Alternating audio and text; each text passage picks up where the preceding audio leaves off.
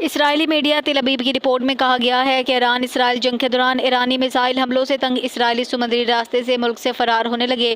اسرائیلی اخبار ہارٹس کی رپورٹ کے مطابق فضائی حدود بند ہونے اور پروازیں معطل ہونے کے بعد اسرائیلی شہری کشتیوں کے ذریعے ملک چھوڑ کر قبرص جانے لگے ہیں۔ اخبار کے مطابق ہرزلیہ کے مرینا نے اب ایک عارضی ایئرپورٹ کی صورت اختیار کر لی ہے۔ اسرائیل سے نکلنے کے خواہش مند افراد یہاں صبح 7 بجے سے ہی پہنچنا شروع ہو جاتے ہیں۔ یہ اپنی مخصوص یاٹ تلاش کرتے ہیں جنہیں قبرص پہنچائے گی، وہاں سے وہ کہیں بھی چلے جائیں گے، انہیں بس اسرائیل سے نکلنا ہے۔ سمندری راستے سے ملک چھوڑنے سے متعلق فیس بک پر قائم گروپس میں سینکڑوں افراد اسرائیل سے سمندری راستے سے نکلنے کی منصوبہ بندی کر رہے ہیں۔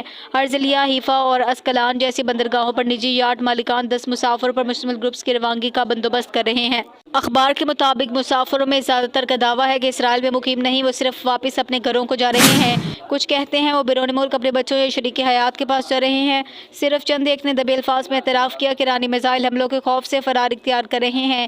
مسافروں کا کہنا ہے کہ انہوں نے ایک نشست کے لیے 2500 اسرائیلی شیکل تقریباً $700 تک ادا کیے۔ کچھ کے مطابق انہیں 6000 شیکل تک کی قیمت بتائی گئی تھی۔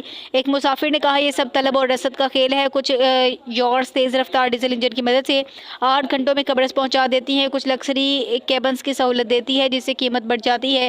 ایک یاٹ کے کپتان نے خبردار کیا کہ یاٹس بغیر لائسنس یا انشورنس کے لوگوں کو لے کر جا رہی ہے جو غیر قانونی ہے۔ اسرائیلی اخبار کے مطابق بندرگاہ پر موجود ایک جوڑے نے جنگ سے بھاگنے کا اعتراف کرتے ہوئے کہا کہ ہم میزائلوں سے تنگ آ چکے ہیں، اب فوری اسرائیل چھوڑ کر جا رہے ہیں کیونکہ ہم اسرائیل میں بالکل محفوظ نہیں ہیں۔